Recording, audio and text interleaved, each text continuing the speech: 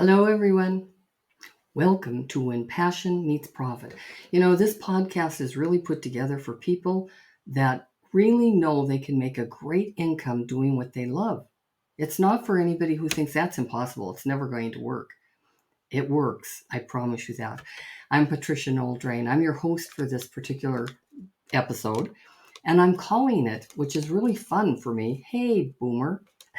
And the reason I'm doing that is I'm really focusing on boomers for some reason at this time. I think it's because I love like-minded people. I identify mostly with the boomer, and there you go. I love it. So before we start, I do want to tell you about a contest I'm having, and I think this is probably going to be one of my favorites, and I might repeat it over and over again because I think all of us have a very unique story. Do you? Do you have a story? Well, I'll tell you. Your story can't be done by anybody else because it's yours and it's to you, uniquely to you. So I have judges. They're all ready to go. So you decide what you're going to talk to about your story, your unique 5-minute story. I don't want it to be a long story. So you have to tighten it up.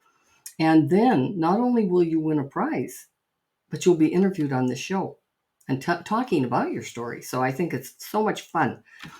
Okay, all you have to do, by the way, is just email Patricia at Patricia Drain and say, I want to be in the contest. And then we'll figure out what a good time is for me to hear it, for me to record it, and for you to have it then for the rest of your life.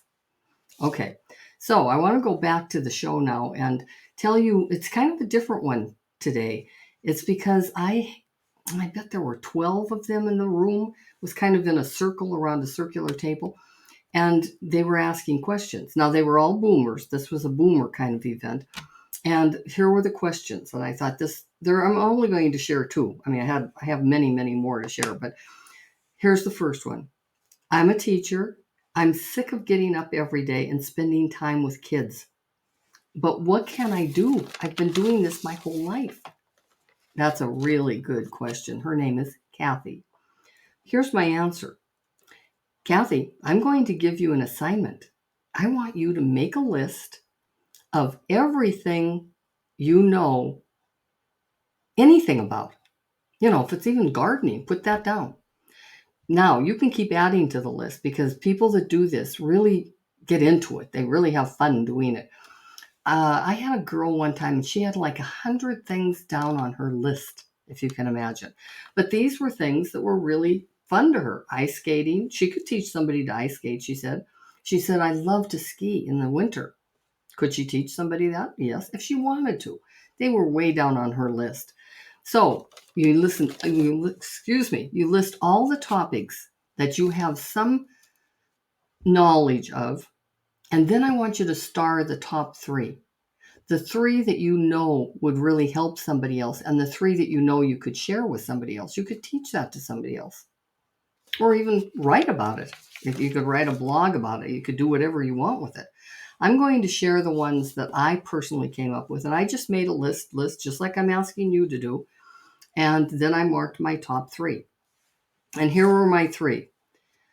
Coaching and mentoring. That was right at the top because I know how to coach and I know how to mentor business people or even people in general. I found out I like working with business people, but I decided, okay, if I like to do this, then I know somebody else would like to do this. So I put together a certification program for specialized coaches. And I just loved it. It was so much fun giving these people the tools and techniques they needed to be a coach. And it was when I did that, I didn't realize until I started interviewing and having them apply for it that there were some people that just weren't meant to be a coach. They just weren't. And I'll give you just a quick example. I did a role play with a gal one time and I said, okay, you're on, coach me. And instead of doing it the way that she was taught, the way I taught her, she immediately said, okay, I'm on your website right now and I'm going to tell you a few things that you need to change. Okay. And she talked for 20 minutes and never, ever stopped. And when she got through, I said, guess what? That isn't what coaching is. Coaching is really asking questions, listening intensely for things that somebody might not even say, and then you strategize with them. So that girl did not last. But see, here's the thing. She was already in the program. I don't do that anymore because if, in fact, I see that that's exactly where you are. You're not there at all. And not even after I taught that it was important to do it like that, it didn't work. So I had to give that money back. The second thing I know how to do, and I could teach or share, is speaking. I've been a professional speaker my whole entire life. And the only reason I stopped speaking, to be very honest, is because I hated going from one city to the next, having people clap and go home. It was very lonely doing it like that. I didn't care for it. But I loved it when I was doing it. I did it for, I don't know, 10, 20 years. So I put together a program, and the program is called Speak to Tell, Then Proudly Sell. Because I only wanted people that wanted to speak to sell, maybe a program, maybe a workshop, maybe something that they had, a book, I don't care. But I didn't want somebody to just be a motivational, inspirational speaker. I wanted it to be both ways because I think it's an art to be able to speak, to sell. So that one is available. And then the next one, for my third one, I put down helping people discover their passion. I've been doing that my entire life. And so knowing that that was one of the things I really wanted to do, I put together a course because I had people come into my office, I'm telling you, every day saying, Patricia, what should I be? And they all thought they were unique, and none of them were, because we grow up and we don't know what to do. Now, who are we? Every 10 years you might change. I put together a digital course for this because I discovered that people wanted to do it themselves, do it at their own time. Okay. It's called Your Gift is Your Niche, because that's another question I got asked all the time. Patricia, what's my niche? I'm supposed to have one by this time in my life. Well, you have gifts, just like the list that I told you to make.